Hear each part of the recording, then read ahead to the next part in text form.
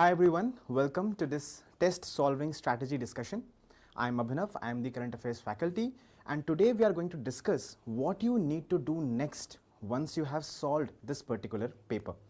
So first of all, I hope you had a good experience solving this particular current affairs based test. So in this particular session, what I'm going to do is that we are going to discuss the assessment of the paper, just a few things about how exactly the paper was. But my main intention is to tell you about how to do the post-test analysis.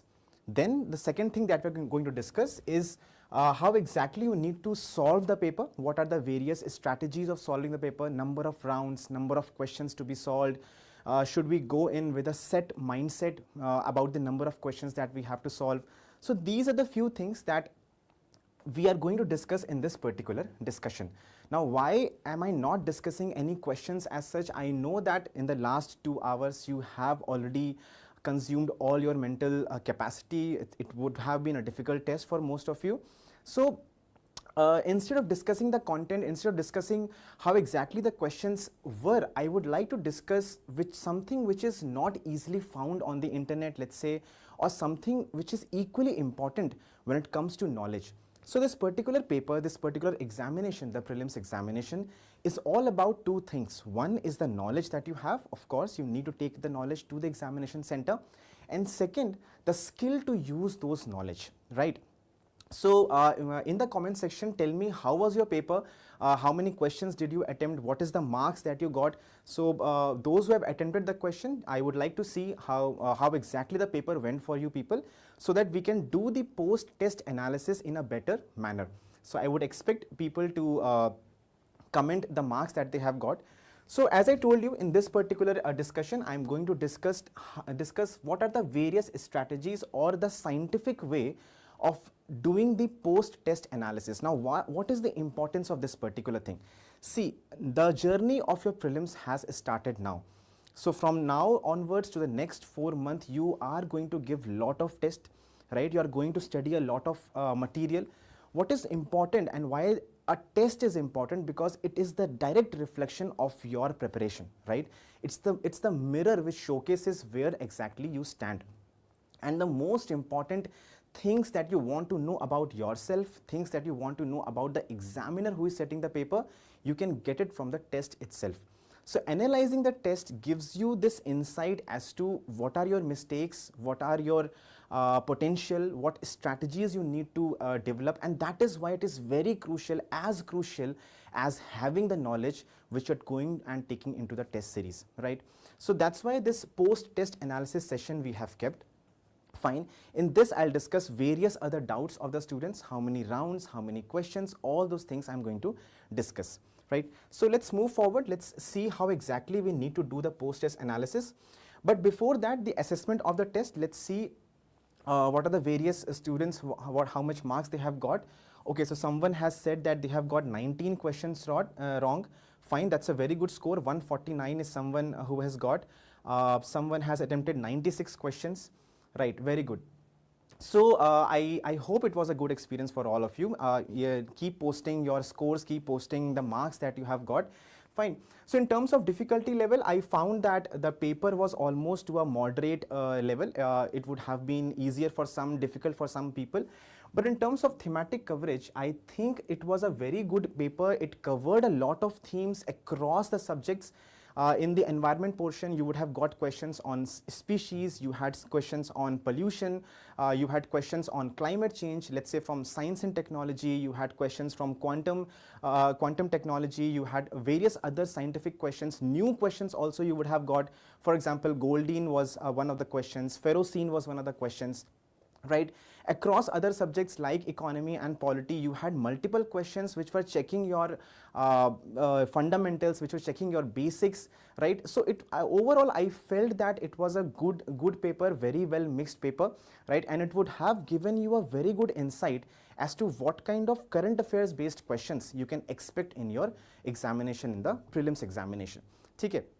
So such test we conducted just to let you understand what exactly, what kind of questions can come in the examination and what is your level of preparation before you enter into the actual examination, right? So 4 months from now, you are going to give your prelims examination.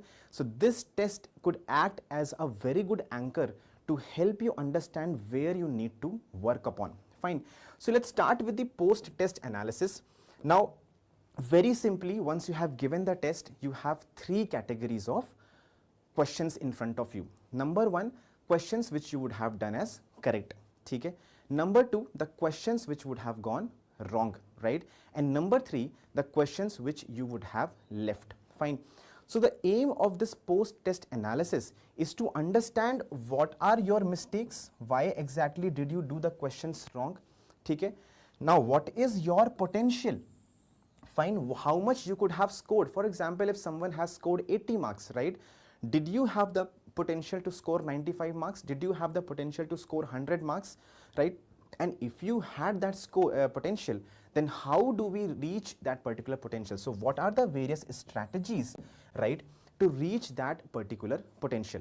Fine. So the post-test analysis is really important to understand these 3 things in you. It is very important to understand your own inclination, because in the prelims examination, until and unless you understand yourself, right, you won't be able to rectify your mistakes. In certain questions, you have certain biases, you have certain assumptions, right? In fact, you also need to understand the examiner. Fine, what kind of traps the examiner is putting in, what kind of questions are being asked, what kind of themes are being asked, which area has to be focused more and more, and all these things you only get when you analyze your paper. Fine, so now you have given the paper, the time is to analyze the paper. So today I'll tell you how exactly we have to do it. I'll also give you an Excel sheet. You can check the description box. The Excel sheet, the link to the Excel sheet is already there. Fine, when I tell you, you just open that particular Excel sheet and then we will discuss how exactly we have to analyze things. Fine. So let's have a look at it. First of all, there would be certain wrong questions, and this is the area which you have to analyze. Whatever number of questions you have done wrong, 30 questions, 40 questions, whatever. What you need to understand is what is the exact reason why this particular question went wrong. Fine. So there could be 4 broad reasons, right? 4 broad reasons why the question would have gone wrong. The first reason is silly mistake. Let's say you have the knowledge. Let's say that particular question is something that you have already read.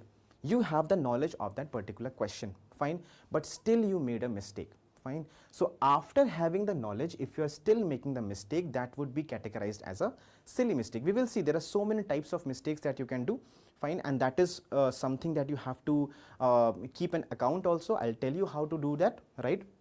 So first is the kind of silly mistakes that you do, fine. Second is with respect to revision gap.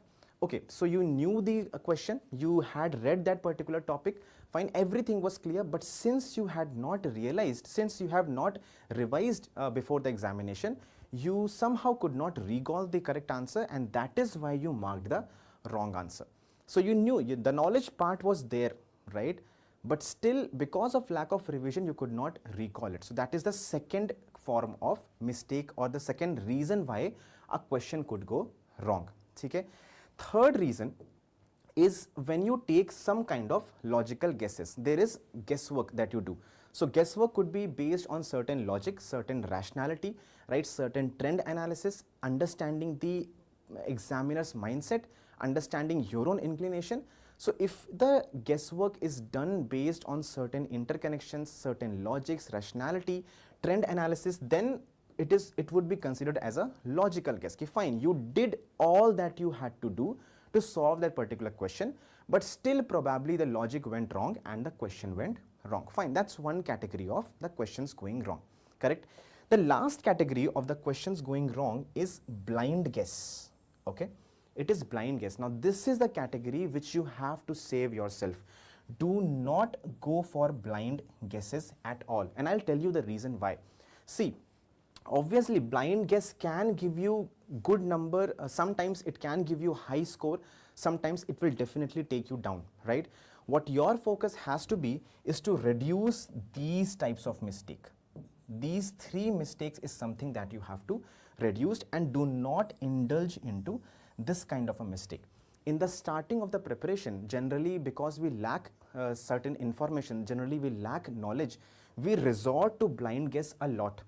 And I'll tell you, wait for the preparation to get over, wait for, let's say, mid of March, end of March, or the starting of April. You will have sufficient knowledge. You will not have to resort to blind guess. 10, 15 questions, 5 questions, even if you do not know, it's okay. Rather than taking blind guess, which can certainly take you down, and it's a margin of very less numbers, 0.33 marks, 0.67 marks. People are not able to clear the prelims examination, right? So that is why I would say avoid this particular thing. If you have done it in this particular test, it is fine, it's okay, but from now on we will avoid it, fine. So this is the analysis we would do with respect to the wrong questions, correct. Second is the analysis of the correct questions as well. It's fine, the correct questions, you did it right, very good, congratulations. So for those questions which you did right based on knowledge, it's fine, very good, well done, right? But for those questions in which you took the guesswork, right, and because of the guesswork it went right, you have to be slightly careful, because that is the area where you have to still focus with respect to your knowledge, with respect to your revision, right? So you understood there are two types of broad questions. Now please, I would suggest, please open the Excel sheet that you have. Do you have the Excel sheet? Everyone has the access to the Excel sheet? Just send me in the comment section if you have access to the Excel sheet. And I would suggest please open the Excel sheet which has been given to you.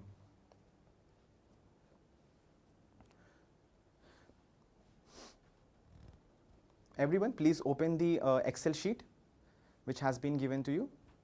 Now in that Excel sheet, you will see this is a student accountability Excel sheet. This is something I would encourage you to fill in at least in the start of your preparation. So obviously at the end of your preparation in a month of April, you're not expected to analyze so much, right? Because you have already analyzed things, you're already working on the your mistakes.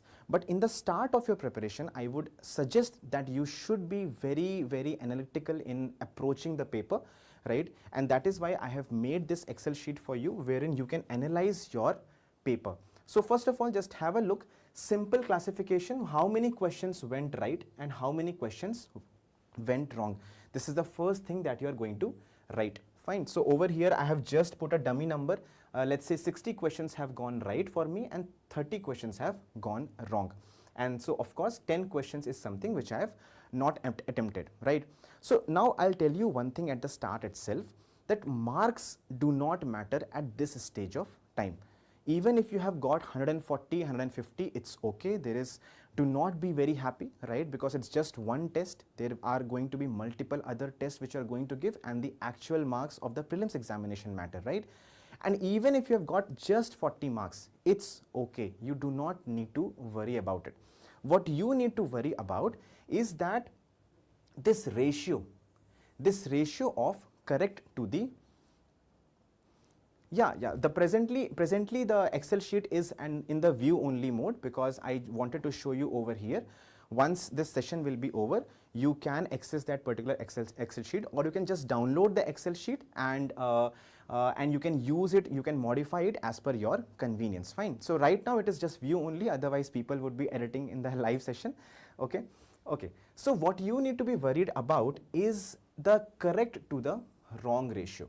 Even if you're attempting, let's say, 60 questions, at present, even if you're attempting 60 questions, okay, and if the correct questions are 40, the wrong questions should be 20. It's not that in 60 questions, you are having 30 questions as correct and 30 questions as wrong. That is something which is not expected. So from the start itself, you should maintain the ratio, right? You should, because if you're doing this, if 30 questions are right and 30 questions are wrong, that means you're taking risk which is more than required. So even if you're attempting less, fine, it's okay. At the start of the preparation, the attempts do not really matter. But then your attitude, your way, the way you approach the paper, are you approaching the paper casually or not? Those things really matter. Fine. So even if someone has attempted 60 questions, this is the maximum you would expect. Do not do not flunk this particular ratio. So now what I've written over here is that the ratio should be more than 2.5. Okay, the example which I have written over here, even in that the ratio is 2 only. 60 questions are correct and 30 questions are wrong, which is fine for the start. But if you really want to clear the forest cutoff as well, the ratio has to be some more than 2.5. Okay, and it's okay. Once you keep filling the data over here, that is what you have to observe, whether this ratio is increasing or not, right? That is your aim. The marks which is mentioned over here, the marks, that is why I've mentioned the marks at the end of the sheet. Marks do not really matter right now at this stage of time. Marks do not matter, but this is something which matters, because this shows the kind of seriousness with which you are attempting your test. Okay, so once this sheet is opened for everyone, or when you download this particular sheet, you enter your marks over here, you enter your number of questions over here. The formula is applied over here, you just have to copy paste and it will give you the result. Fine, the ratio it will give you. Now let's move forward to the next section, the number of questions which have gone wrong. So how do you analyze the wrong thing? So as I told you, you have to figure out where you have made the silly mistake. So how do you do this? Now you go to each and every question which has been wrong, which has went wrong, right? You analyze whether this question is something which you could have solved, or something that you already knew the answer, but still because of, let's say, exam pressure, because of hurry and all those kind of mistakes, you have done a wrong question. So if it comes in that particular category, it's a silly mistake, right? Silly mistake means something which you should have avoided at every cost. Okay, 1-2 questions, obviously even in the actual examination, 1 or 2 questions, 3 questions, you will go do the silly mistakes. It's fine. Okay, but silly mistake should not be 10. Right, that is what you have to understand. So over the period of time, over the period of 4 months which you are going to solve multiple tests, you have to keep in mind that the silly mistake portion is minimum. Okay, that is one thing that you have to keep in mind. Next is revision gap. As I told you, some questions where you had the knowledge, you had already read about that particular question, but still because of lack of revision, you made a mistake and it went wrong. So put the number of questions over here, and as you go on giving the number of tests, just analyze whether these 2 mistakes are reducing or not, because these 2 mistakes should reduce, because this is completely in your hand. Okay, these 2 mistakes are completely in your hand. Okay, so that is one thing that we have to keep in mind.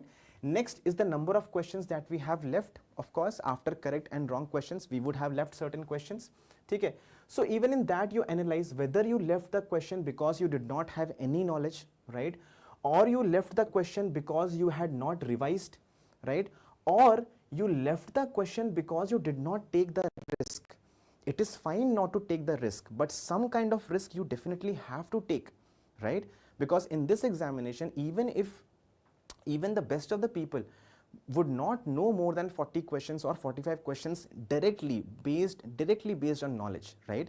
Yes, the logical guessing, the logical part obviously brings the number of questions to a higher number, but then completely and based on knowledge, knowing more than 40 questions is slightly exceptional.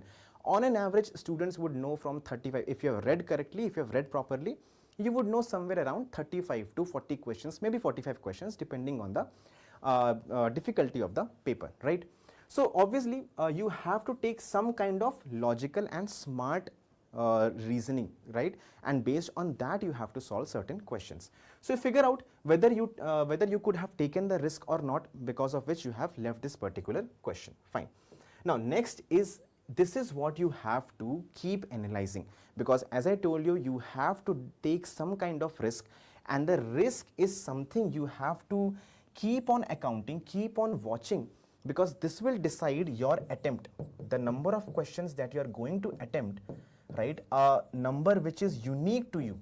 Okay, this number varies from person to person, right? Some people would attempt, let's say, 85 questions, in the range of 85 to 90. Some would be in the range of, let's say, 70 to 80, and some would be high attempter, more than 90 questions, more than 95 questions, like this. So where do you exactly lie depends on how good is your logical guesswork. Okay, how good is your reasoning, how good is your presence of mind during the examination, and in which subject your guesswork is working, in which subject your skills are not working. ठीक है. So यहाँ पे you have to figure out कि okay, you took certain reasoning based guesswork, right, logical guesswork. 20 questions were correct, 16 questions were wrong. Fine. Over here the ratio has to be more than 0.33. So for if you're taking a guesswork for 4 questions, even if you do 3 questions wrong and 1 question right, you are in the no profit, no loss zone, right? Because for these 3 questions, you would get -3 into 2 by 3, right? And for this one, you will get +3, +2, and this will cancel out. Fine. So this is what you have to keep in mind, that this is the bare minimum. If your guesswork is going below this particular ratio, you are doing something wrong. Probably you need to take a step back, or you need to analyze why your guessworks, why your logical reasoning is not working out. Okay? So definitely this is the bare minimum, but to clear the examination and especially to clear the forest cutoff, you have to have a good ratio. Fine. In the logical guesswork part. Okay? Last is the blind guesswork. This is something I would suggest you should not attempt, but still the temptation in the start of the preparation is that, okay, fine, let me just mark this particular question, let's see if this will be right or wrong. Those kind of temptations do exist, I understand that, right? Therefore, even over here you have to keep a watch that the ratio is not less than 0.33, right? So this is how you have to analyze your paper. Now, once you have written down all your data point, you will get to understand, okay, what is the ratio with which you are working as of now, and your aim is to improve this particular ratio. Fine. Over here also, your aim is to reduce this particular column.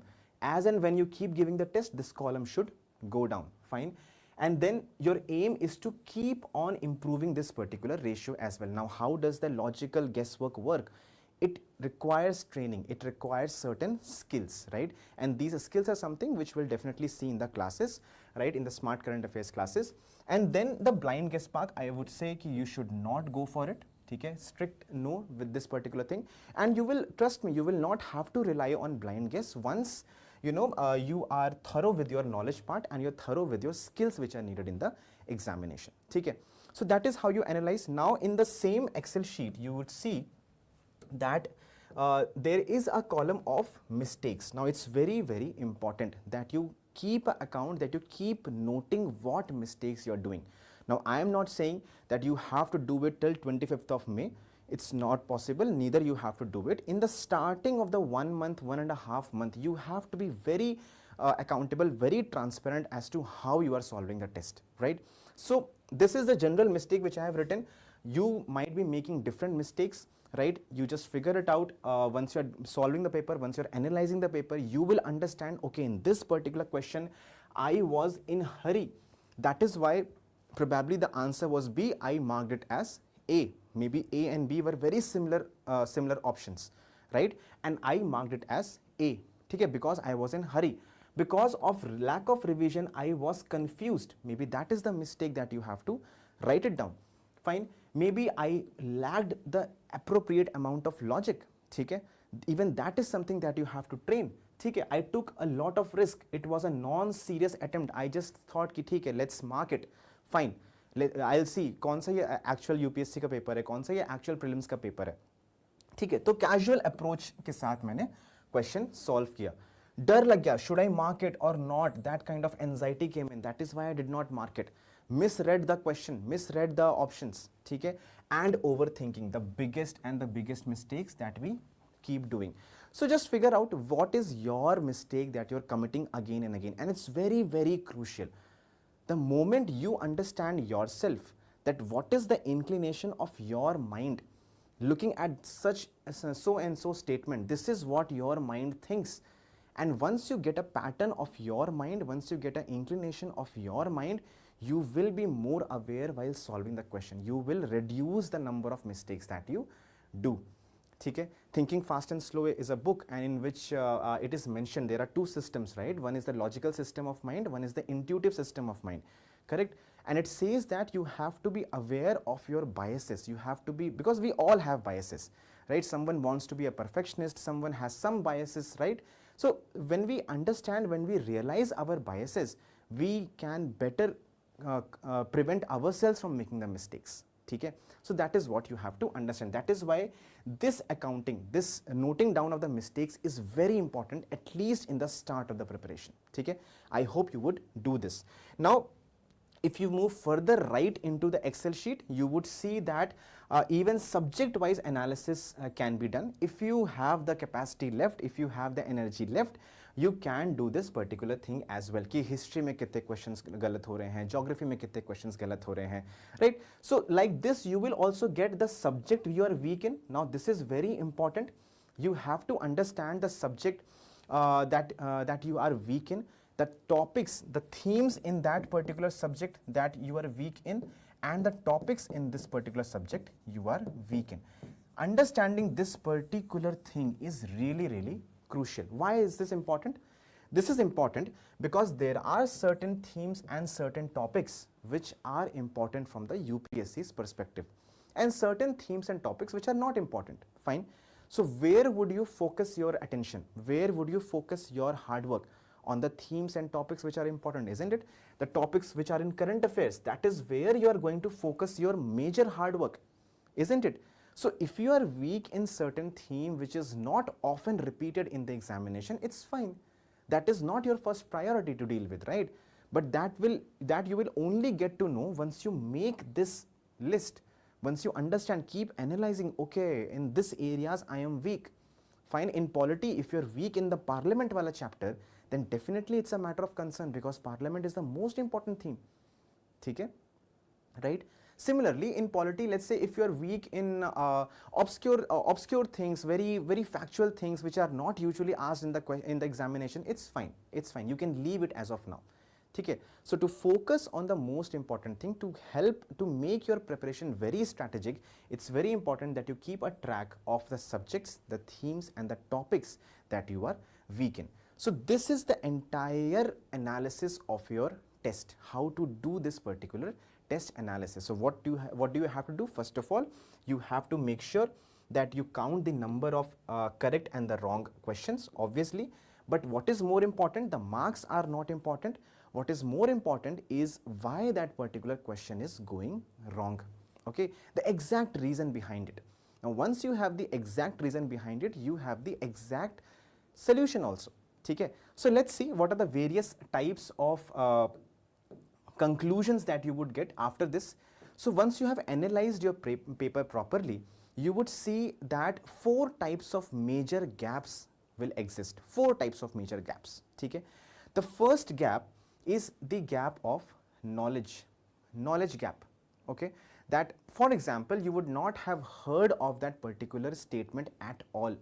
Okay, I'll take certain examples from this particular test itself to showcase what exactly is a knowledge gap. Okay, second gap is the revision gap. Okay, you heard about that particular statement, but still you could not recall it because you had not revised it properly. Now what is the reason why revision gap exists and what is the solution to it? We will discuss. Okay, third is, and a very crucial one, is the skill gap. Okay, we will see skill gap. Skill gap has multiple things. Okay, first is that how strong is your logical understanding, how strong is your logical interpretation of the question. If you can reason out the answer out of the 4 options, your logic is good. Okay, second, how well do you understand the examiner? That is also a very important skill. For example, we know that most of the times if a statement is very extreme, right, if the statement is very extreme, you would see that probably that particular statement is wrong. Though now UPSC is playing the game, not every time this is true, but yeah, let's assume as of now ki, okay fine, this is one of the skills, this is one of the understanding that we have from analyzing multiple years of UPSC paper, that sometimes if the statement is very extreme, you would naturally, you will generally find it as wrong statement. Okay, so that is included in the skill. You need to know this trend. You need to know multiple other traps, multiple other trend of the UPSC's prelims examination, and all those trends and skill wala thing we will discuss in the classes. We will see what are the various types of traps which the UPSC's examiner places and how you can save yourself from those traps. That is something we'll definitely see in the classes. Okay. The last is the temperament gap. So now see, you have the knowledge, you have the logic, you have the skill as well, right? You have all the weapons ready for you and you're going for the war, but then still you do not know how to use it. You are not in the right mindset to use those weapons properly when and where they are needed. And that is something you should not be doing, because if you do not know how to use your skill, how to use your capacity, that particular capacity, that particular knowledge is of no use, right? So it's the temperament, how you go into the examination, how you solve the paper. Now obviously this is dependent on your internal psychology, on your internal character, but through the external things, through the way we solve the paper, we can definitely guide the temperament in the right direction. And that is the next thing which I want to discuss, ki how to enter the examination and solve the paper in the most scientific manner.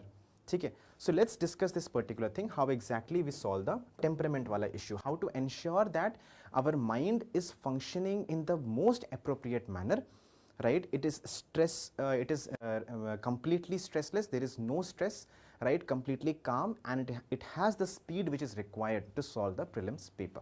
Okay, that is the next thing that we are going to discuss. But before that, let me give you some certain examples of what exactly is the knowledge gap, revision gap, skill gap, all those kind of things. Okay. So let's look at this question from your this test itself, the orangutan diplomacy. So some of you would not have heard of this particular term at all, right? Probably you had not heard of this particular term. So where do you place it? Okay, it's not about logic, it's not about skill, it's not about revision. I have not heard of the term at all. So that is when you keep this particular thing in the knowledge gap. Okay, and what would you say? Ki terms in news. Okay.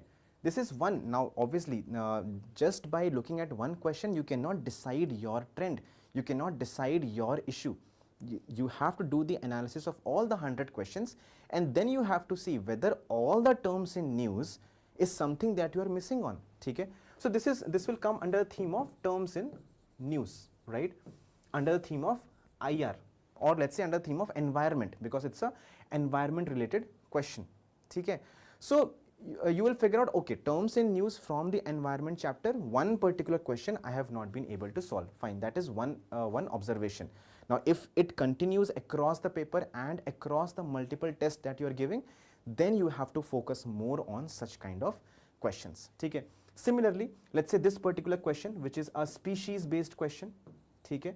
If you are not able to solve this question, if let's say you have not heard at all of these species or something happening in Africa, fine, it's fine. There is a knowledge gap. It's not a matter of revision, it's not a matter of logic or something.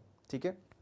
So this is how you figure out that, okay, I have certain knowledge gaps. So find such kind of questions in your test that you have given and see where, in which subject, under which theme the knowledge gap exists, and keep a note of it, make a note of it and keep revising it, because you have to keep this in mind, because when you study for the next 4 months, that is the area, if it is important theme.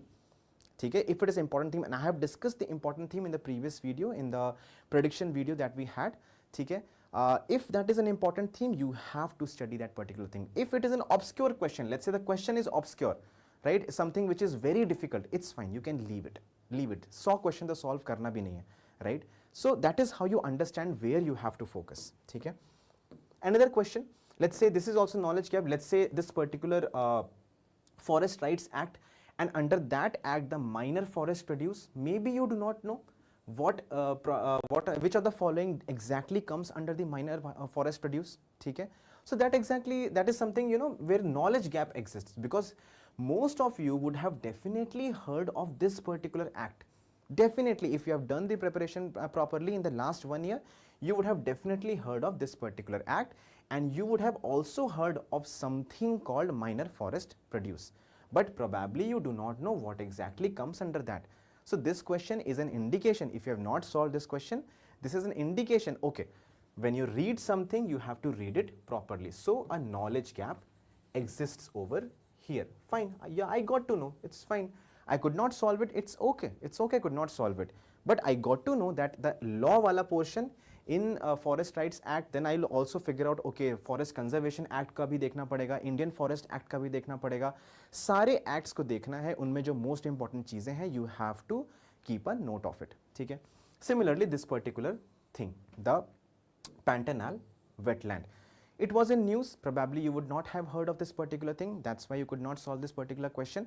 So what I'm trying to say is that this is where the knowledge gap exists and you have to keep a note of it. This is where you have to work, right? Let's take the next one, which is the revision gap. Okay, so this particular topic, the question from your test itself, the vaccine derived polio virus, everyone would have read this. If in case you have done a proper preparation in your health and diseases, we read about polio and we also read about these kind of vaccine derived polio virus. Okay? Even these statements are something that you should have known if your preparation was proper. Okay, but if in case you do not know, because you have read about it, definitely you would have read about it, probably in the examination you did not have the chance to revise it, that's why probably you could not solve this particular question. So that comes under revision gap. Fine. Now, what to do with the revision gap? Do not just read the solutions. You have the solution with you, right? Do not just go and read the solution. Go to the primary source. Okay? Go to the primary source where you have actually written or read about this particular thing. From there, go and read this particular topic again, because you want to revise the same source again and again. Okay, you read the solution, it's okay. Whatever extra information you have in the solution, you go and write it down in your actual notes, in your class notes, in your book, whatever you have referred to. Go and write it down over there. Okay? That is how you have to analyze, and that is what you have to do now. Okay? Again, rhino, this particular theme, this particular topic, even UPSC has asked multiple times. So if you have read environment and the species, definitely you would have read about rhino. Okay? And even these questions, even these statements are something that you would have read about, right? So if in case you were not able to solve this particular thing, then it shows that, okay, somewhere or the other your revision is lacking. Now what is the solution to revision? The solution to revision is note making. Okay? Because you already have this written somewhere in your book or somewhere in your class notes. To fulfill, to figure out, to fill the revision gap, the thing that works is note making. You have to have concise and very crisp note just before the examination, so that revision is not the reason because of which your question goes wrong. Okay? So that is the solution. So what do you figure out? Okay, these are the questions which are very easy. I have read the theme, I have read the topic of this particular thing, but still because of some reason I could not revise. That is why they have gone wrong, let's say. Similarly, registered political parties को क्या क्या benefit मिलता है? That's directly given in your static books. It's very easy question. If you have not read this or if you have not solved this properly, probably there is a issue with the revision. ठीक है? So you got to understand कि revision gap कैसे देखा जाता है? तो knowledge gap देख लिया हमने, revision gap देख लिया हमने. ठीक है? Next is the skill gap. Skill gap, as I told you, your logical reasoning. Are you able to logically find the answer to this particular question, even though you do not have the complete information? Okay. So let's understand this particular question. So this question is on mushroom. Now look at this particular word, some mushroom, some mushroom, some mushroom. So usually UPSC would, whenever UPSC would give such kind of options which are some, which have a probability attached to it, usually all the statements with the probability may, can, some, these were right. Okay, traditionally these were right, but now even UPSC has started playing this particular game, and you have to be very careful in such questions as well, as the level of examination is going up. Okay, so in this question, but even if you do not know exactly about, even if you have not read about mushrooms, right? Now you know each one of us have eaten mushrooms someday or the other, so definitely it is edible. Right, now some mushrooms are poisonous. Obviously we can say that it grows in the wild. Some mushroom can be poisonous as well, but this statement, some mushrooms are photosynthetic. Now we can say, okay, oh, might be some mushroom is photosynthetic, but then here we have to understand the logical understanding or the conceptual thing, that mushroom is a fungi, right? It's a fungi, And we know that fungi cannot do photosynthesis, they cannot prepare their own food. So if mushroom is a fungi and they cannot do photosynthesis, therefore mushrooms cannot do photosynthesis. So even if you do not have the knowledge, exact knowledge, right information about it, you can definitely solve this particular question by skill, the skill of logic, the skill of reasoning, right? That is what you can solve it. Similarly, this particular question, the question on the nitrogen use efficiency, probably maybe you have not heard of this particular term ever, nitrogen use efficiency in the agriculture with respect to fertilizers. But then when you read the options, you can figure out, okay, if nitrogen is used, if we use the nitrogen properly, if only that amount of nitrogen is being used which is required for the soil, then definitely we are going to reduce the eutrophication, the concentration of the various fertilizers or minerals or chemicals, right? In India, you already understand that we have a problem of overuse and irrational use of fertilizers, especially urea, which is a nitrogen based fertilizer, right? So that is there. So if you have a slight understanding of the scenario of agriculture in India, you would be able to solve this particular question. Now, if nitrogen use efficiency is higher, definitely we would need less nitrogen per crop, right? And therefore the input cost of the farmers would go down. Okay? And definitely the greenhouse gas emissions in the form of nitrogen oxides would definitely go down. Okay?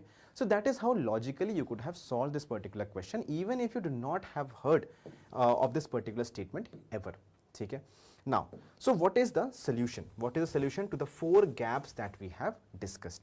The first gap is the knowledge gap, and the solution is resource analysis. So why have you not read that particular topic at all? Why you missed it? Probably you are not reading the right sources, right? Or you're skipping, you're not reading the right chapters, or your current affairs is not very strong, or it's, you know, somewhere you're lacking in your current affairs. So you have to do the resource analysis of how and what you are studying. Okay? And you have to go and analyze whether that particular topic was there in your resource or not. If it was not, probably it's the right time to change the resource if in case you feel like the resource you have been reading till now is insufficient. Okay? Because you won't be able to change the resource 1 month down the line. So if you have to finalize all your resources, do it right now. Okay? So in terms of to fulfill the knowledge gap, you need the resources. Padhna padega, right? Okay. Second, to fill the revision gap, as I told you, it's note making, and that too short notes. If you have read something in, let's say, NCRTs, in your standard book, in your class notes, but still you could not recall it, probably it's a time to write it down on a piece of paper, in a separate piece of paper, let's say separate notes for history, separate notes for polity, like that. Okay? Write it down and revise it multiple times. Only and only if you have short notes, precise, concise notes, then only the revision will be effective. Then only you will be able to revise multiple times. Okay? Because you cannot go back 5 days before the examination, turn the pages of the book and find those quick points which are important for the examination, right? You need all those points which are important for the examination right at one place. Okay? So the solution of revision gap is note making. Next is skill gap. How do we fill the gap of this particular skill gap? Now the answer to this particular thing is reverse engineering. It's lot of practice. Now once you practice PYQs a lot of time, once you practice lot of tests, okay, you will start to understand how exactly the questions are framed. What exactly are the traps the UPSC's examiner places over there? What is my inclination, my biases, my assumptions because of which I am making the questions wrong? So it is a program, it is a concept, it is the action of reverse engineering. So how do you do this reverse engineering? Pick up the question which went wrong. Okay? Now you obviously have the solutions as well. Now think about what you thought during the examination, and it's very, very important. If you can do this exercise for at least a month, I'm telling you there will be significant improvement in the way you attempt the paper. Okay? So pick the question, figure out what exactly you thought while you were solving this particular question. What was the assumption that you took? Now figure out what you should have thought to make this particular question right. Now these are the things that you need to keep noting. Okay, let's say you can say I am getting attracted to extreme statements. Fine, whenever there is an extreme statement, I feel like probably this is true. So that is an inclination that you have. You have to understand, you have to cut this inclination, right? So you figure out what you thought during the examination, what was the mistake in that thought. Okay? It might be a tiring exercise, I am telling you, but this is not an easy examination, right? You have to do things on your own. The analysis has to be done by you, right? So it's a difficult examination, and then the process might be tiring, but if you do this for the next 1 month, I'm telling you it will become very easy for you. Okay? So figure out what you thought, and second, figure out what you should have thought. Keep making this particular list, keep analyzing this particular thing, and 1 month down the line you will come to me and you will say yes, you have significantly improved your paper solving technique. Okay? That is how you do the reverse engineering. Okay?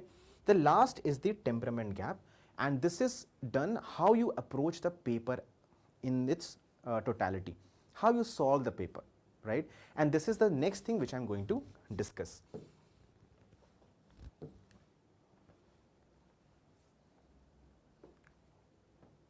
Okay.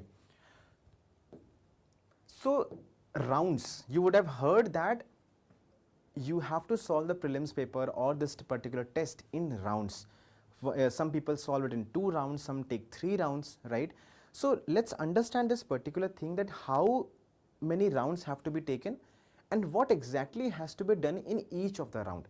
The purpose over here is to make sure that in each of the round you are not stressed, your brain is not stressed. So you are using the right capacity of the brain at the right moment at different situations. For example, in different situations in life, our brain is having a particular capacity, right? So we need to function, we need to make sure that if the brain is capable of doing A, we are making it work, do A only at that point of time. I'll explain you exactly how this is to be done, right? So if logically we see, just in a very layman's language, how many rounds should be there? Basically 4 rounds. Obviously we are not going to do this, just telling you what logically seems correct, what many people follow. Okay, but this is not something which we are going to follow. So in round number 1, you solve those questions in which you have eliminated 3 options. Of course, if 3 options are eliminated, then definitely the last one, the option which is remaining, is the answer. So basically here you have the right answer. It's a sure shot, right? It's a sure shot question. Definitely you know the right answer if you're not making any mistake. Okay? In round 2, what you do? You solve those questions where only 2 options are eliminated. Okay? Now it is 50-50. You have to develop certain skills, and those skills we'll discuss. So but then you take that particular risk. Fine, even if I do it wrong, I have a 50-50 probability of making the question right. In the third round, what usually people do, they solve the question, they solve those questions if in case they want to solve it, those questions in which only 1 option is eliminated. So you have to figure out the answer from the 3 options. Okay? This is a very high risk area, even though the risk is high over here as well, but the probability is 50% of you getting the right answer. Over here the probability reduces to 33%, isn't it? Because 3 out of 3 options you have to choose. And the last round, what people do is blind guess. They have not been able to eliminate any option, but still they mark something, and that is what is known as blind guess. And I have told you that this is something which we definitely don't have to do, and you will not be dependent on blind guess. Trust me, if you follow the process that we are going to discuss over here. Okay? So technically, logically, how many rounds should be there? If we remove this round number 4, there are 3 rounds. Okay, 3 options, 2 options, 1 option. Most risky round, less risky, and this is a sure shot round if you are not doing any kind of silly mistakes. Okay, but this is not exactly how things actually work in the real examination. Okay, in the real examination, sometimes even if you have 3 options in front of you, you have eliminated 1 option, but you still have 3 options in front of you. Sometimes your intuition will be so strong on one particular option that you would feel like marking, and probably that would go right as well. Okay, so for those people who have a trained intuition, right, they can mark those questions right as well. Sometimes probably those questions in which you could have eliminated two options, okay, you can mark in the first round itself because there is some logic which, now this elimination I am talking about elimination based on knowledge, okay. By the help of knowledge, exact knowledge, you have eliminated these options, right? But sometimes you can apply logic, and even you, if you do not have the knowledge of two options, you can eliminate one and reach the answer. So this is something which looks logically correct, but it is not practically correct. So what we need to do now, let's understand about brain's readiness during the examination. Now once you enter the examination, now understand round one. How does round one goes? So once you enter the examination, just before the examination you have read a lot of things, okay. The brain is beaming with knowledge. It has lot of things in the mind, okay. You have revised a lot of things, correct. Lot of facts, lot of information is there in your brain, and it is full with knowledge. So when you go to round one, okay, the brain will approach each and every question with the knowledge it has, because it is full with knowledge, okay. So now if you start applying your logic, if you start applying your intuition, if you start applying some kind of skills or trends that you have gathered throughout the period of your preparation, there will be conflict with the knowledge that you have. Okay, so on one hand the brain is thinking, okay, logically on the basis of knowledge this is the answer which I am getting, but then on the other hand you are bringing it in conflict with the logic that you are applying. Okay, because knowledge, there will always be some doubt that you might have, okay, whether it was Krishnadev Rai 1 or whether it was Dev Rai 2, right? So somewhere or the other there will always be confusion in the knowledge part, because that is a tendency, that is the fear factor of the examination, correct. Even the most trusted facts can be in the doubtful wala phase. So that's why in the first round do not have the conflict of knowledge with the logic or intuition that you have. Save it for the later. So it's like you have three weapons in your hand. First is the weapon of knowledge, second is the weapon of logical reasoning, and third is the weapon of intuition. Do not use all the weapons together. That's what I am trying to say. Use one weapon at a time. In the second round, use the second weapon. In the third round, use the third weapon. That is when you are doing one thing at a time, and that is how your brains are most efficient. Okay. So in the first round, right, you take the help of knowledge, okay, and let the brain exhaust all its knowledge in the first round. Now when you enter into the second round, the brain also knows that all the knowledge it has already applied. Now in the second round, it either will have to recall things, correct, from the subconscious memory, from the deep memory, or some kind of logical interconnections have to be made, okay.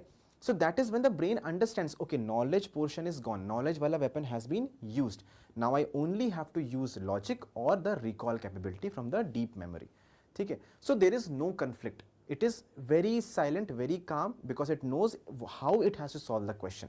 In the first round, it knows it only has to apply the knowledge, and it will keep applying the knowledge in a very fast manner, and you will finish off the first round.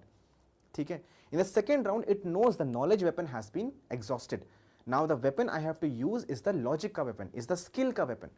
Okay. So it will apply that weapon, keep applying that weapon on each and every question. It will be calm because it knows what it has to do. There is no conflict. There is no disturbance. Okay. In the third round, the mind knows, the brain knows that all the weapons have been exhausted. The knowledge weapon has been exhausted. The logic wala weapon has been exhausted. Now what is left is only the intuition, right, where you will receive the answer, try to receive. Now this is something which is tricky. This is something which will not come in one go, which will not come in, let's say, next 10 days also, in next 15 days also. This is something which you require training, and that will do in the classes. Definitely will do. How to train your intuition to get to the right answer, we will do in the classes. Okay. So the thing is, to ensure that you are working at maximum speed, to ensure that your time management is perfect, and then you are stress free throughout your process of solving the paper, you have to make sure that you understand the readiness, the scientific understanding of the readiness of the brain at that in each and every round. Okay. So to summarize, how do we do it? In the first round, it is the round of knowledge. You use your knowledge weapon, right? And why have I written a logical guess over here, and that too in a different color? It's because once you become pro in solving prelims paper, some kind of logical guesses, right, will become very frequent. For example, extreme statements. Now, once you have solved multiple papers and you have seen, okay, most of the times extreme statements are wrong, probably you will try to attempt that question in the first round itself. Okay? So using your knowledge in the starting phase, let me repeat again, in the starting phase you only have to use the knowledge in the round number 1, okay? And finish off the entire questions using knowledge, fine, whatever it is. Then when you become pro, probably this will become automatic, because some of the logics will come very fast to your brain and you can solve the question. Okay? So what you have to do in round number 1, solve the questions based on knowledge. If the question cannot be solved, solve as much as possible. I'll take the example and I'll explain what exactly this is. Solve as much as possible. Okay? So for example, there are 3 statements. For 2 statements, you have the knowledge. You solve those 2 statements with the knowledge, keep the third statement pending for the next round. Now, the third thing that you have to do in the first round is understand where you have to make the decision. Now, this is the most crucial thing. If you want to increase the speed of your paper solving, if you want to become efficient in paper solving, in the second round, you should not be forced to read the question again, because you have already, let's say there are 3 statements. Now let me take an example over here. Let me take an example and explain you over here. These are 4 statements which are given. Now this is a question from your test itself on the foreigners tribunals. Okay, these are 4 statements which are given over here. Now by your knowledge, probably you know that Assam is the only state, okay, which has the foreign tribunals. This is something which you know by knowledge. Okay, and probably by your knowledge, you know that the decisions which are final and binding, it's not that the decisions are final and binding. You can go to the High Court or the Supreme Court with respect to this particular tribunal. Okay, these 2 statements you know by knowledge. Now this is something which is done. You know this is right and you know this is wrong. But you are confused over here. President of India, whether it is established by the President of India, whether it is established by the government or some kind of a ministry, whatever, you do not know this. Okay? And in this particular statement, whether the foreign tribunals possess this power of civil court or not, probably you do not know this. Okay? So to what extent have you solved this particular question? You have solved this particular question in round number 1. In round number 1, you have solved 2 statements. Statement number 2, statement number 4. You have solved it. Now once you come to the round number 2, okay, you know where the decision has to be made. Now you have to understand a very important point, that the entire prelims examination and all the statement, it's a game of yes or a no. Okay? So over here you understand that decision has to be made on the president itself. That's it. Either it's the president, yes or no. Either it's the president or it is someone else. So when you do the round number 1, you circle this particular portion. And when you come, now what is the meaning of this circle? This circle is where you have to take the decision in the subsequent rounds. Okay. Now when you come to round number 2, you only think about this particular word, whether it's the president or not. And using multiple skills, which we will discuss in the classes, you can figure out whether this is the right answer or not. Some kind of logic, some kind of reasoning, some kind of interconnection from whatever things you have read. But where you have to focus only on the president. That is the decision making area, the focus area of this particular statement. Okay? In this statement, whether it possesses the power or not, that is the only place you have to focus. You don't have to read the entire question again. Now once you have figured out what is the decision making parameter, in the subsequent round you will be able to take the decision in a short span of time. That is what is required. When you come to round number 2, you should not take so much of time. Okay? That is what is required. Okay? So this is how you are solving the questions in round. So in round number 1, you used knowledge, you figured out कि fine, I am not able to solve this question just on the basis of knowledge, but you solved 2 questions, 2 statements, ठीक है, based on knowledge. Rest you left it for the next round. In next round, because you don't have the knowledge, you are using your logical understanding. If it is not solved in the next round also, in the third round some kind of intuition will work. Okay, but that requires training. So you understood. So what are we doing? What are we doing in the first round? In the first round, we are using the knowledge to solve the question. Okay, first thing. Second thing, we are figuring out where exactly the decision is to be made in the next round, so that we don't have to read the entire question again. Okay. Then we are coming to the next round, which is the round of logical guesses or the reasoning or interconnections. We are making this particular thing and we are using certain skills. Now, when you become pro, when you get to understand the trends of this particular examination, when you get to understand the inclination, the examiner's mindset, you will get these skills as well, right? These traps, this examiner mindset, we will discuss in the classes as well. Okay. So in the second round, you are using this particular weapon. There is no use of knowledge because knowledge you have exhausted for all the questions. In the third round, you are using the trained intuition. Now, trained intuition comes only when you know about yourself. Okay. When does your question goes wrong? Now, for this, you have to do the analysis that we have talked about earlier. When you keep noting the mistakes that you do, when you keep noting why you are getting certain questions right, why you are getting certain questions wrong, only then you will understand that how does your intuition work. So you have to be aware about yourself, right? So training of the intuition has to be done. Now this is how the round wala thing functions. Now let's see how much time will you take. So in round number 1, probably you will take approximately 70 minutes. You will take approximately 70 minutes and you will go through all the 100 questions, solve those questions which you can solve using knowledge, sure short questions, and the other questions, solve it to the extent you can solve it and find out the decision making parameters for the next round. That's it. That's what you are doing in the first round. When you become pro, not only the questions using knowledge, but also the questions using some kind of logical understanding, you will be able to solve in the first round itself. Okay. So in the start, I am saying for people who are beginning this preparation or people who are entering the this phase for the first time or for the second time, you will probably be able to solve approximately 30 to 35 questions over here. Okay. 30 to 35 questions in round number 1. That's what you're going to solve. Correct? But understand, the rest of the 65 questions you have already read. You have marked where the decision has to be made, and you have also figured out what questions have to be left completely. Crossed, you have crossed certain questions. That also you have to do in round number 1 itself. Because you know certain questions which are very factual, you have not heard at all, that will anyway be a blind guess only. Okay, so you've crossed it in the first round itself. Okay, fine, I'll not solve this question. I'll see if I get the time after round number 3. Okay, which you will not get. Okay, so what you're doing, you are figuring out, okay, 65 questions, the rest of the 65 questions also you have read, you have figured out, solved some questions. To some extent you have solved with the help of knowledge. To some extent you know, okay, this is where the decisions have to be made in the next round.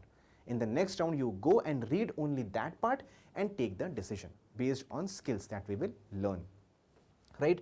In the second round, approximately, now this round will be very fast because you have already read the question. This round will be slow. Round number 1 is going to be comparatively slower. Okay?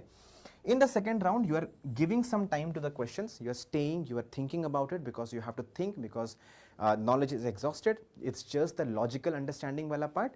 Okay? So probably you will take approximately somewhere around 30 minutes, right? In 30 minutes, you will somewhere solve again 30 to 35 questions, 30 to 40 questions. Okay? In this particular round, you will have 30 minutes, 30 to 35 minutes, and you will solve 30 to 40 questions because you have read the questions, just the decisions have to be taken. Okay? And left questions are already left. Okay? After these rounds, after 2 rounds, I would suggest you go for the bubbling, because never leave This was an online test, but when you give a paper-based test, because the actual examination is going to be paper-based, right? So once you have gone for 2 rounds, now you take a break and bubble the questions which you have already solved. Now this acts as a good break also. Your mind is relaxed for those 7 minutes, 8 minutes which you will take in bubbling the questions. Okay? And then you are ready for the next round. Right? You are ready for the next round. In this round, in the next round, basically you will approximately have 5 to 10 minutes left. 5 to 10 minutes will be left, because 70 minutes you have taken over here, 30 minutes you have taken over here, and somewhere around 10 minutes you have already taken for bubbling and other formalities. Okay? So already 110 minutes have already gone, just 10 minutes are left, correct? So 5 to 10 minutes you will get, and probably you will solve somewhere around 10 questions, 10, 12 questions, okay, based on your intuition. Because why does this intuition start working in the third round? Because this is the third time that you are reading the question now. So something will click. From some memory, something is going to click. That is a training which is required. Okay? So this is how you can solve approximately 85 questions, 85 to 90 questions in the given amount of time. So how exactly are we doing it? Let's summarize it. We are doing it in 3 rounds. Now this is something which depends. You have to try and test it. Probably it might not work for everyone. So if it does not work for you, find out your process of solving the question. You still have 4 months, but try to finalize your SOP, which is the standard operating procedure, by 1 month or 1.5 months before your examination. Then the last 1.5 months, you only practice the SOP that you have decided. Okay? So give a lot number of tests so that you understand what exactly is to be done. What is your way of approaching the paper? This is one way which I have told you. So in this way, what are we doing? In the first round, what is the aim of this particular process? The aim is that we are stress-free throughout the entire process, because in round number 1, our brain wants to use the knowledge. We exhaust the knowledge. We go to round number 2, where our brain is prepared to think, because at the first, immediately entering the examination, we cannot start thinking fast, right? It all requires it requires some time, fine. So that is what has to be done. Then in round number 3, we are prepared, we have exhausted our knowledge, we have exhausted our logical reasoning, and now we are prepared for the intuition wala thing, okay? So that's what has to be done, okay? So I told you this particular thing. Now this particular thing also, for example, in the safe wala question, okay, probably you have not heard about this particular thing, the simple agreement for future equity. Maybe you have to make decisions on certain thing, whether it has interest or not. Maybe you do not have the knowledge. You can do this in the next round when something or the other will start clicking in your mind. Okay? So that is how you solve the questions in round. You try it out when you are at your home, and tell me in the comment section how does this work or not for you. Okay? Now this is one of the questions which many people keep asking. What is the number of questions that we should attempt? Now I'll tell you one simple thing. Okay? You cannot attempt 40 questions. Okay? You cannot attempt just 50 questions and I'm talking about the actual examination, right? 60 questions, 60 to 70 questions is, yes, some people do attempt in this particular range, but then they have very high accuracy. So if you are someone who has very high accuracy, you can go for this range. It's okay. But how will you get to know this particular thing? You will get to know when you analyze, right? I have given you the Excel sheet. You will get to know when you analyze your performance over multiple tests, and you will get your optimum range. Okay? But very less people would work on this particular thing. In 70 to 80 range, yes, you will find good number of people in this particular range, but maximum number of people are there in the range of 80 to 90. This is the range where you will find most number of students attempting the paper. In 90 to 100, yes, there are people, but again less. But certainly more than those people who are attempting 60 to 70. Okay, so this is how the range varies for most of the people. You have to figure out the range for yourself. कि in which range do you lie, and the point is do not go with a fixed mindset. Do not go with a fixed target कि okay, I will attempt only 85 questions or somewhere around 85. It depends on you, your preparation and the test that you're giving. If the test is easy, definitely you will cross 90, 92, 95 maybe. If the test is difficult, probably you will switch back to 77, 78, 82, 83 like that. Okay? So do not go with a fixed mindset, but one thing which is fixed is what questions you do not have to solve. So rather than focusing on how many questions you have to solve, focus on what questions you do not have to solve. Okay? So what is the first category of questions which you do not have to solve? First is the blind guesses, where you know nothing about the question, you know none of the options, you have never heard it, okay, and you're still casually marking it. Don't do that. Do not develop this habit also, because it's a very bad habit and you will take a lot of time. If you develop this habit, you will take a lot of time in coming out of this particular habit, trust me. Okay? Second type of questions which you should leave is where you have no logic, where you cannot apply any logic. Okay? Where the intuition is not giving you the one fixed answer. Okay?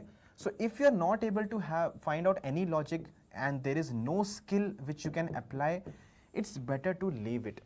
Better to leave it. Okay? So such kind of, you know what kind of questions you should not solve. Blind guesses, questions where you do not have any knowledge. Okay?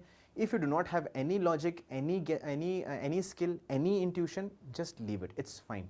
It's fine. Focus on the questions you can do right, rather than focusing on those questions in which you know nothing about. Okay?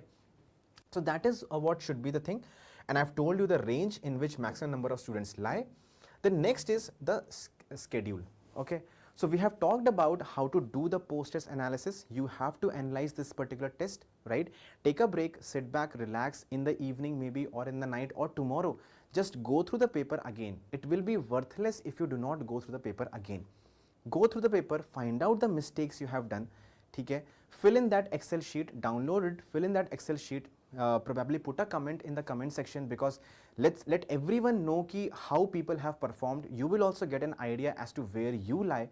Okay? So that is what you do, and start your preparation. Now, how to start your preparation, what needs to be done? Let's discuss the schedule for the next 4 months. A simple, broad, overall schedule. Okay? The first thing, let's go backwards. 25th of May is your prelims. Okay? 25th of May. From today till 25th of May, you have approximately 114 days left, right? Let's remove 30 days from the back. In the last 30 days, that is from 25th of April to 25th of May, you only have to do the revision. Only revision. There is no new reading. Probably in the first 5-10 days, maybe in the end of April, maybe at the start of May, you can read something new which might be very important. But yes, you have to completely focus on revision in the last 30 days. Okay? So what are the actual number of days which are left for your study? It is approximately 184 days. Okay? Just 84 days are left. Now, last 30 days, how do you divide these last 30 days? So let's talk about the last 5 days. Okay? Let's first of all talk about the last 5 days before the examination. Okay? You are definitely not solving any mock test of any institute. You are not solving any mock test. You are only solving the PYQs. Only solving the PYQs as many times as possible, because you want to internalize the feel of that PYQ. Solve it as many times so that the question paper which comes to you in front of you on 25th of May does not look like an alien question paper. Okay?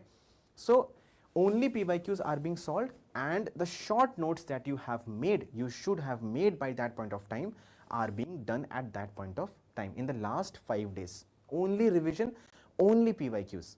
Okay? You have to become very familiar with the language of the PYQ, what kind of statements do they frame, everything. Okay? That is what you have to do in the last 5 days. Now, to prepare yourself for the last 5 days, the previous 10 days are very crucial. Okay? Now, these short notes will come in this particular time. the second last 10 days, okay? These 10 days, fine.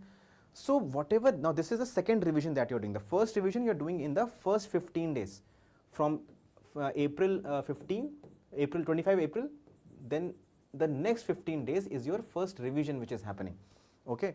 But I am talking about the second revision, which is the 10 days that you're doing. In those, you're revising your notes which you have already prepared, and then the things which you are missing out, still you are forgetting. Fine, either you are highlighting or you are converting that into very short notes, just one word notes, which you are revising for the next 5 days. Okay?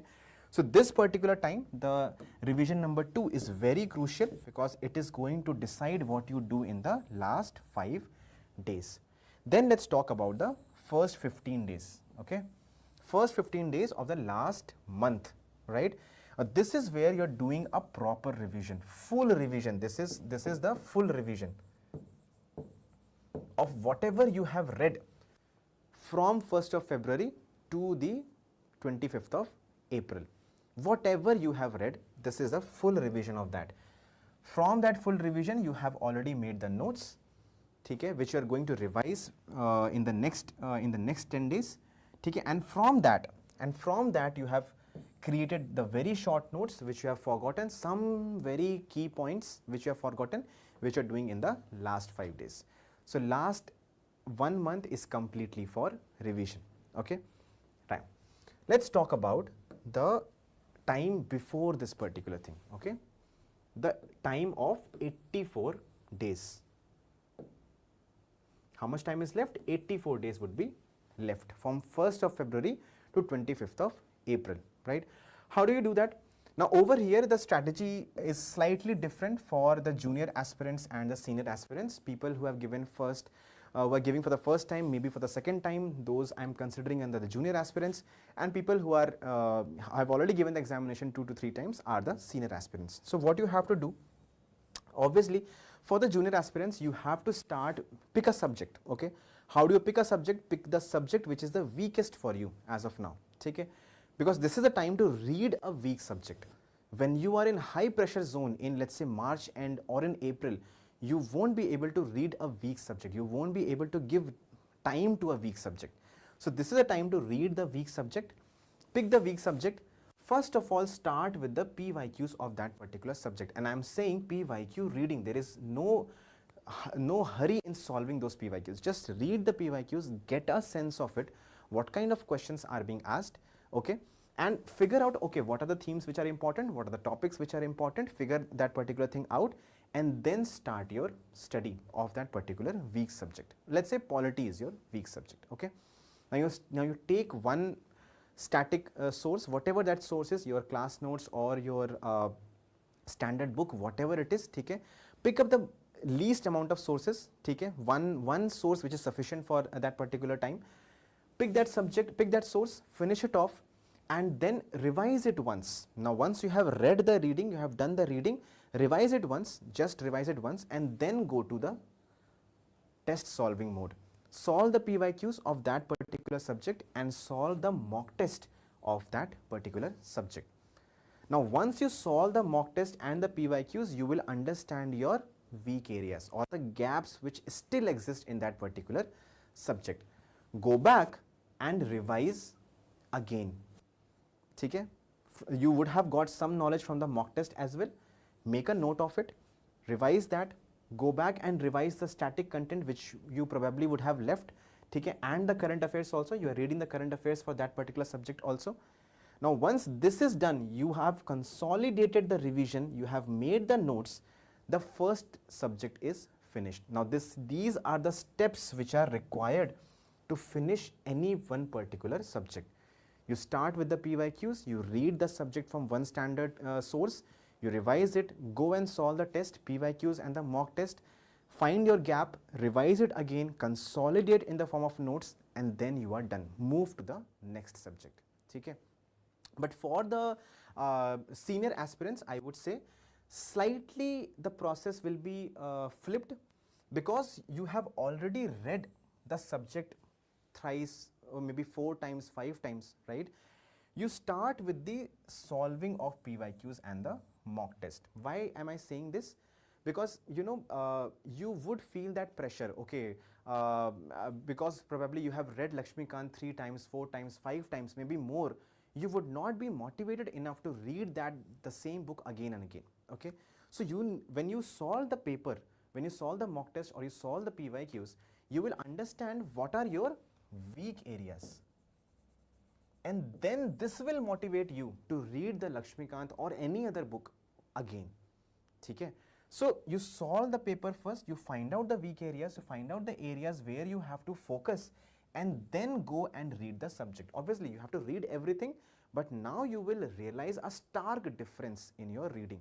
When you go and read the subject having already known the weak areas, your focus on those weak areas will improve. Okay, and that is something, that is how you fill the gap of that weak areas, right? So you read that weak subject, whatever subject you have chosen for the first round. Okay, then you go back, revise the mock test which you had given earlier, maybe give a few more mock tests just to check your preparation. Okay, and consolidate that particular subject by making the notes of whatever things you have forgotten, whatever is your weak area. Okay. So just a flip when in compared to junior aspirants. In junior aspirants, you have to start with the reading first and then solving. Senior aspirants, you have to solve first and then go to the reading, then consolidation. Okay. So that is how you can do it.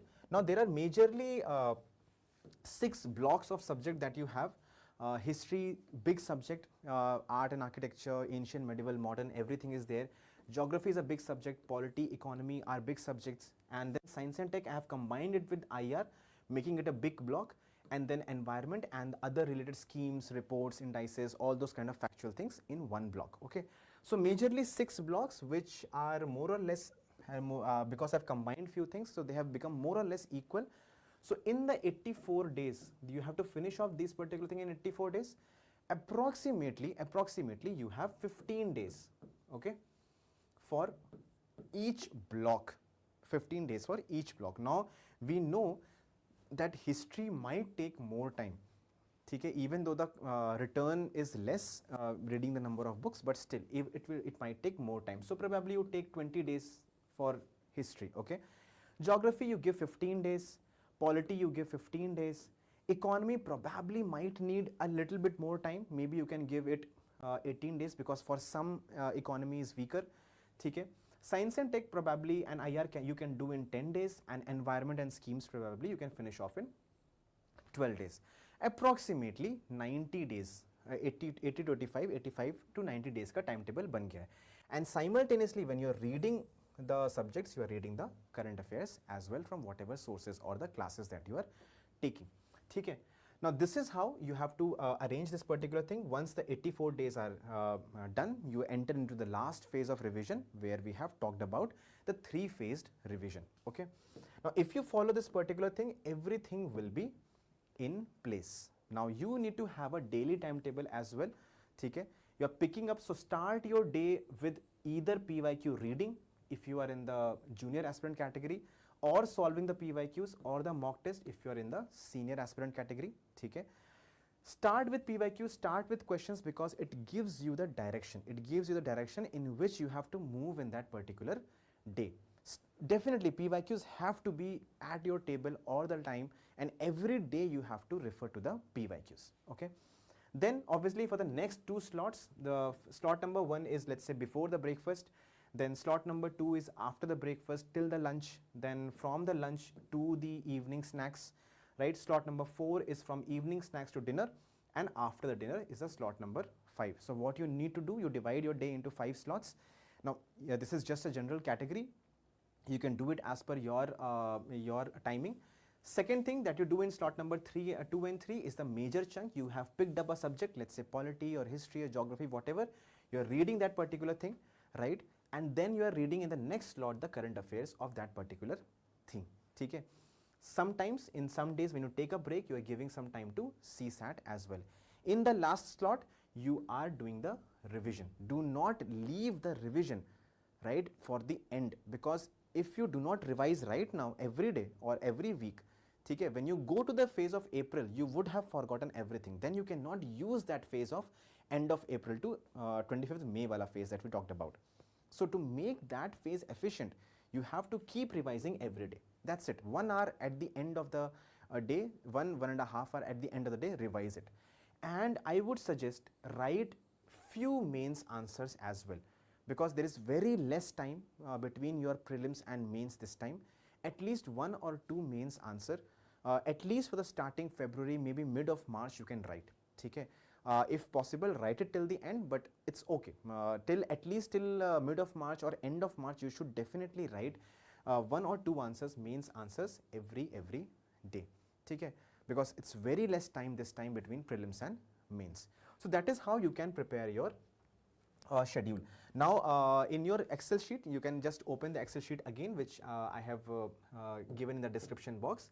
In that Excel sheet, in the second sub sheet, I have given this particular accountability wala chart. Okay? Every day, whatever you are doing, keep a make a account. Let's say you have started history. So for the next few days, only history wala column will be filled. Then let's say you start geography. Then you start filling geography. What do you have to fill? Whatever you are reading, because this will give you an idea how much time you are taking in which particular thing, and this will make you accountable. Be accountable to yourself. That's it. Okay? So if you keep an account of this particular thing, what you are doing, even you will not be stressed. Oh, I have not studied.